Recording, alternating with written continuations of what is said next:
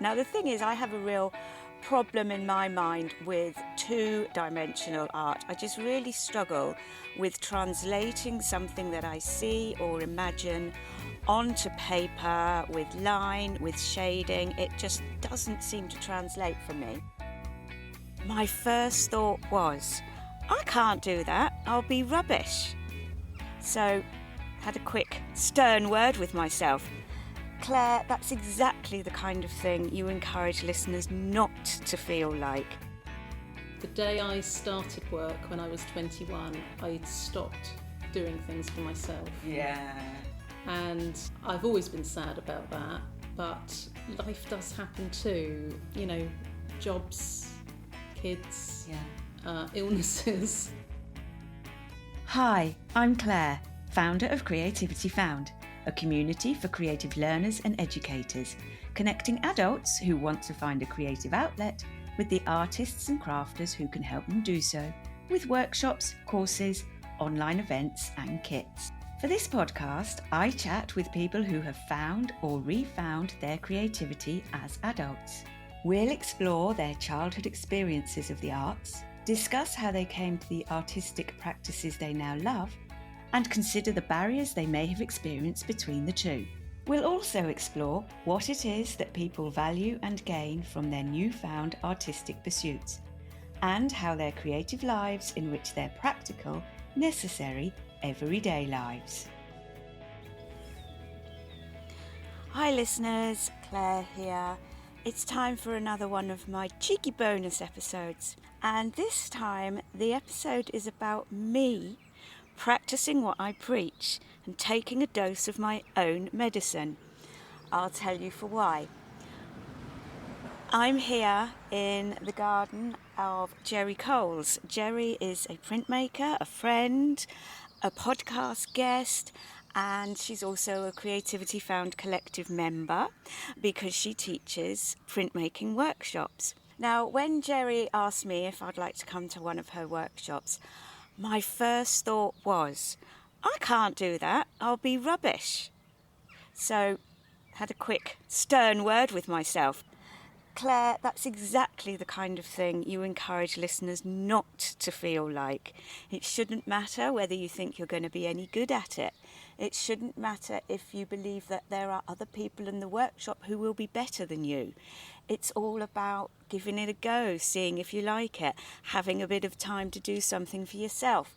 So I changed my mind and said, of course I will come to this workshop. Now, the thing is, I have a real problem in my mind with two-dimensional art. I just really struggle with translating something that I see or imagine onto paper with line, with shading. It just doesn't seem to translate for me.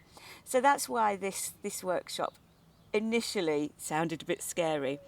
I'm not bad at doing crafty, three-dimensional type things.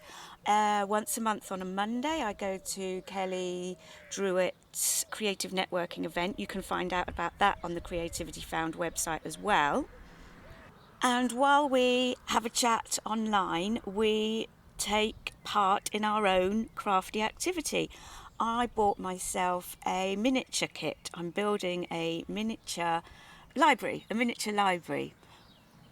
And I thoroughly enjoy doing that activity, but I only ever do it at the session. I never manage in the weeks in between, because it's a monthly session, to do that for myself, even though I love doing it. So these kind of workshops are another way for you to make time to do something creative. Also at creativityfound.co.uk, we've got Nancy from Createful who runs craft and chat events. So that's a time you can put in your diary to go and do something creative. And a recent member, Becky Willis of Yarny Bees, she has her craft hive. Again, time put aside, whether online or in real life, to get together and do some crafting. So that's what I'm doing today.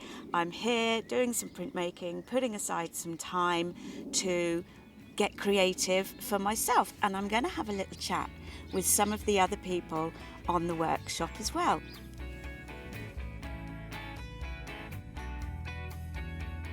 That was exactly what I just said in my intro. Oh, okay. I need to practice what I preach, and that's what I'm doing.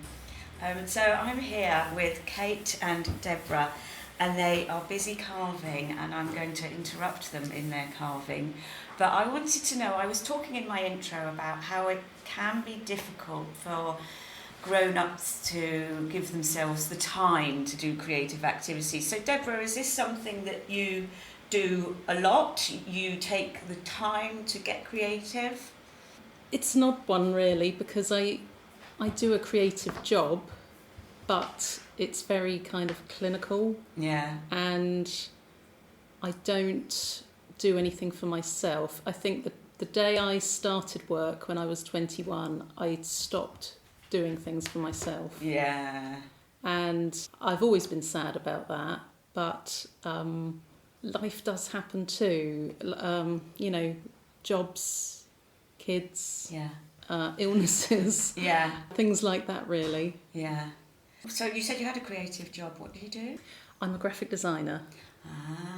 That often comes up actually as when people are younger and they're quite arty at school, is that seems a way to go for doing a job, because often like being an artist or doing something artist you don't think of as a job, but graphic design, that will lead to being a job. Did you do graphic design at uni or something in order to go on to that?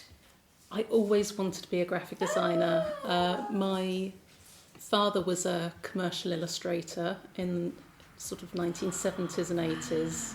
I had an older brother who was a graphic designer, so I just sort of, I was blinded to anything else really. It was what I wanted to do. I did go to university, I did do it, I enjoyed that, but I found work was just, it was like chalk and cheese. Yeah. Everything you did creatively beforehand was for yourself, and it was what you wanted to do and your ideas, and then suddenly you would be told what to do, and it's a bit disheartening actually, but that's the world of work, and you've got to earn some money at the end of the day, so you just fall into it. So I'll come back to why you've come to this course. Kate, do you do this kind of thing often? Yeah, I do an art class, I do sculpture. I wouldn't say I was any good at any of it particularly, but I quite enjoy it, so I do a few things. And how did you start doing those things? I retired basically, Ah. and gave me the time, and actually probably as importantly the money, because it's not cheap doing lots of courses either, which is I think also restrictive for some people. Definitely. So I didn't do really any art from school. Yeah. And you didn't feel arty at school, did you? Because when you retire there are lots of things you could do. You could go walking, or, why was it artistic activities that you chose to look into? Because I'm one of those people that have tried most things really. And I've tried walking, I've tried Nordic walking, I've done all sorts of things. And art's just one of those things really. And I think as you get a wee bit older, there's more and more courses during daytime. So there's more opportunity to do things, I think. Yeah. Why did you choose to come to Gerry's course today? I do quite a lot of art with a friend of mine. And we've tried different things. And we thought we'd try this. Yeah. What about you, Deborah? Why did you choose this workshop? I have done lino cutting at secondary school, but that was a long time ago for me now. And it's always something I wanted to do again. I remember, I only did it like once or twice at school, but I just remembered that feeling of peeling the paper off, and that's always stayed with me. So I wanted to do that again, and it's always been in the back of my mind. I will do that one day, I will do that one day. But I saw Gerry's course, I looked on her website, and I just thought, well, it's near me, and that's what I'm looking for. And I think I just needed the environment to get me back into it, rather than just trying to scratch about by myself at home. Yeah. Gerry already said, didn't she, that she tried a kit first time and didn't get on well with it and put it away for a while. So it's good to start with an actual workshop and have some guidance. And I think possibly being with other people as well. Definitely. Yeah. Yeah, I think that's the other Yeah. important thing, is doing it with other people. Yeah.